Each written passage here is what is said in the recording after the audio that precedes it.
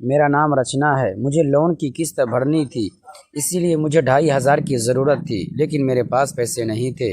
मेरे पति काम के लिए शहर में रहते हैं।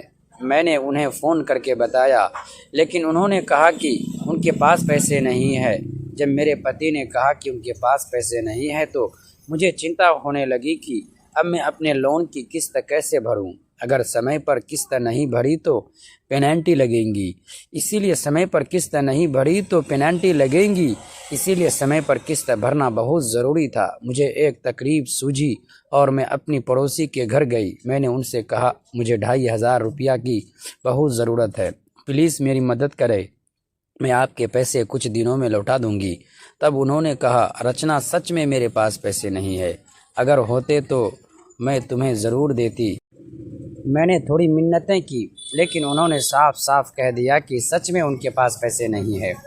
उनकी बातों से दोस्तों, ये वीडियो सिर्फ एजुकेशनल के पर्पस के लिए बनाया गया है।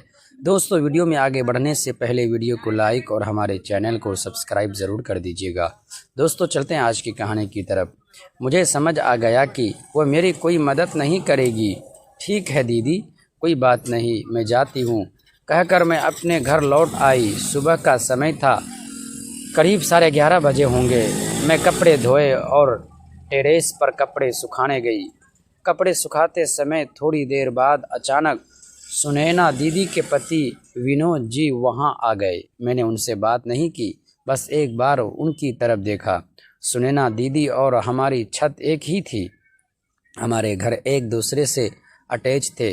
वो टेरेस पर आकर सहजता से पौधों के पास खड़े हो गए। मैं कपड़े सुखाकर नीचे जाने वाली थी कि तभी उन्होंने कहा, अरे रचना जी, क्या हुआ, आपको कुछ पैसों की ज़रूरत थी? मैं कुछ नहीं बोली। मुझे थोड़ी हैरानी हुई। मुझे तो समझ ही नहीं आया कि उन्हें कैसे पता चला कि मुझे पैसों की ज़रूरत है। शायद उनकी पत्नी ने उन्हें बताया होगा। मैंने पूछा, अरे लेकिन आपको कैसे पता चला कि मुझे पैसों की ज़रूरत है? उन्होंने कहा, अरे रचना जी, जब आप मेरी पत्नी से पैसे मांग रही थी तब मैं घर में ही था, पीछे वाले कमरे में आराम कर रहा था। मुझे आपकी आवाज़ सुनाई दी। सच तो यह है कि घर में पैसे हैं, लेकिन मेरी पत्नी ने आपको दिए नहीं। मैं आता और उससे कहता कि मदद करो, लेकिन मेरी पत्नी वैसी ही है, उससे किसी की मदद करना पसंद नहीं है। खैर, जो हुआ उससे भूल जाओ। मैं आपकी मजबूरी समझ सकता हूँ। आपको 2500 खिड़की के पास बैठी सोच रही थी कि आखिर इतने पैसे कहाँ से लाऊं। घर की जिम्मेदारियाँ बढ़ने, खर्चे और ऊपर से लोन की किस्त, सब कुछ मेरे लिए बोझ बनता जा रहा था। मेरे पति की नौकरी कुछ महीनों पहले ही छूट गई थी, घर चलाना भी मुश्किल हो गया था। ऐसे में बैंक का फ़ोन आना मेरे दिल की धड़कन और तेज़ कर देता था। उस शाम मैंने हिम्मत करके अपनी अलमारी खोली। उसमें कुछ पुराने गहने रखे थे जो मेरी शादी के समय मायके से मिले थे। उन्हें देखते ही मेरी आंखें भर आई, लेकिन मुझे समझ आ गया था कि अब यही मेरा सहारा है। अगले दिन मैं ज्वेलरी की दुकान पर गई। मन बहुत भारी था, लेकिन मजबूरी थी। बड़ी चीज़ होती है।